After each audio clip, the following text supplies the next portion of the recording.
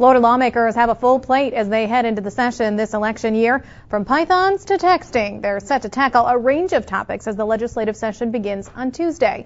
And local politicians are playing a major role in some of the really big issues this year. SNN Local News 6 reporter Mia McCormick explains what's on tap in Tallahassee. Mia. The issues definitely run the gamut for this session. Two of the big issues for Sarasota lawmakers are texting while driving and an overhaul of 911 operator training. 19 states across the U.S. have already banned texting while driving, but bills in Florida have stalled.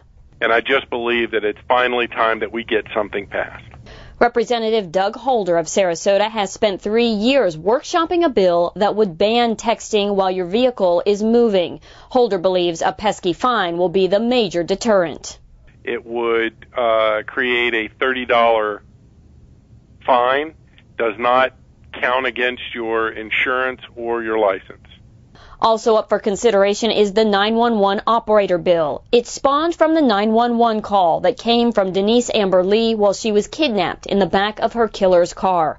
The bill would require a uniform standard of training and certification for emergency dispatchers. Representative Kenneth Robertson and Senator Nancy Dietert are making dispatch reform their mission.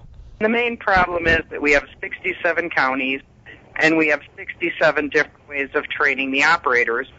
And that's why we had the problem with the Denise Amber Lee incident, is because it crossed county lines.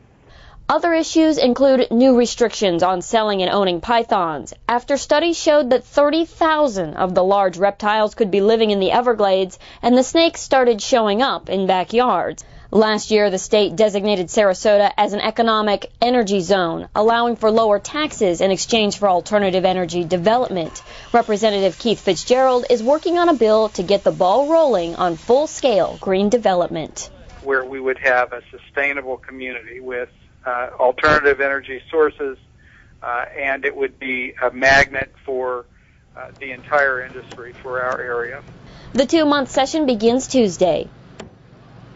And we could see a revival of the 10-day school supply sales tax holiday. Parents across the state are keeping their fingers crossed that one makes it. Lauren? Yeah, Mia, I'm sure parents really keeping an eye on that one, especially as the economic recovery moves forward here. Let me ask you, though, back to another thing that parents are concerned about, that texting. I know you've taken a look at this. While this is going on in Tallahassee, what else is out there for parents who are really concerned about that?